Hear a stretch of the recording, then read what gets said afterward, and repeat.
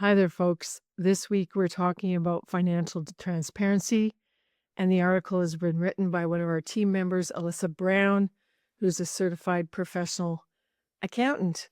And I'm wearing a very special gold earring just to iterate the fact that prices change. I lost the other one, unfortunately, and found out yesterday that this set earring is now worth about $800. Ouch. Financial transparency on farm families is really important because of the complexity of our businesses.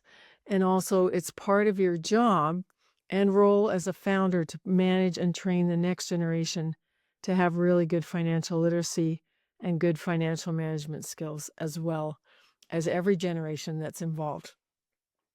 So it might not mean opening up the farm books to you, but it may not. Alyssa also says, while financial transparency may not mean opening up the farm books in their entirety, what matters is that each group of people has the information that they need to make educated decisions.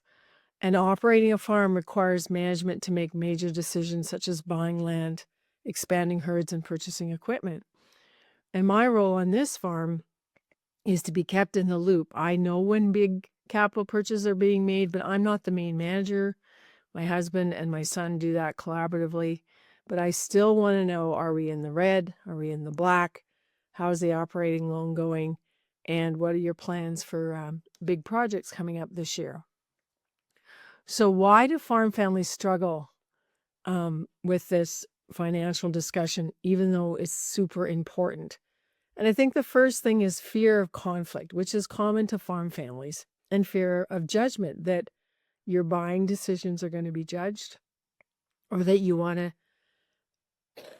excuse me, have this degree of reveal or conceal, which is a polarity. You don't want to reveal too much because you think that you'll be judged, or you try and conceal everything, which is not helpful either, because concealing things doesn't help people learn how to make good financial decisions together. It might also be a problem with understanding financial statements.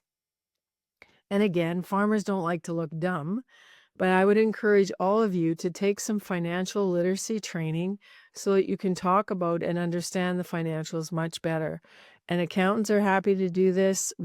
Our accountants also give us a benchmarking report every annual tax time kind of thing. And it's great to see how the farm is changing and progressing, and what that actually means that you can make good decisions with. While one individual may have a deep understanding of accounting, loans, debt servicing, income planning, and taxes, others may not. And so when you take the time to clarify terms, you're going to build knowledge and understanding. And with understanding comes harmony, because people don't like to fight about money, and people don't like surprises about money. So what does financial transparency look like? So Alyssa says the first thing is understanding your financial structure and direction of the business and the areas that are important to each individual. It means clear accounting records. And we like to use the term sometimes clean accounting. Oh, we just do this, then we do this, and then we trade things back and forth. Whoa, whoa, whoa.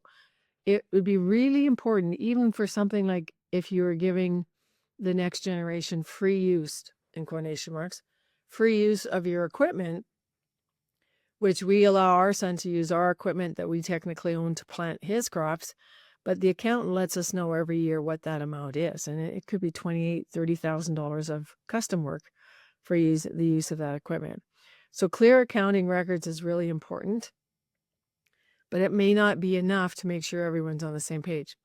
Then Alyssa talks about regular financial meetings, actually paying attention to the numbers, not just when you're doing year-end taxes or when you're taking things to the bank or the credit union for an operating loan, but having regular communication so that you're checking things as you go and not having big surprises at the end of the year. So a scheduled time for discussion also allows for people to come in with questions. And it's not their intent to cause harm or be judgmental. Their intent is to find out, how are we doing with the financials? And the other thing, if it's not clear about what roles people are in, you really do need role clarity about who has the capacity and the ability to make spending decisions and debt servicing decisions. So when it comes to things like capital improvements, land deals, or equipment, it's wise to take time and agree on the procedures that are important stages of that decisions. And then, of course, there's succession planning, which is my favorite wheelhouse in terms of financial transparency. Really helps you decrease conflict when you're trying to figure out the cascading of wealth for the farm business and the farm being kept intact, and when you're also thinking about how you're going to cascade wealth from the business to yourselves as founders and also to your non-farm heirs. So I hope that gives you a good overview. Please read Alyssa's document that she's written for you in this blog, and also wish her well because she's had her second baby. She's got 2 little boys right now, so she's on maternity leave, and that's why I'm on this blog. Have a good week. We'll see you next time.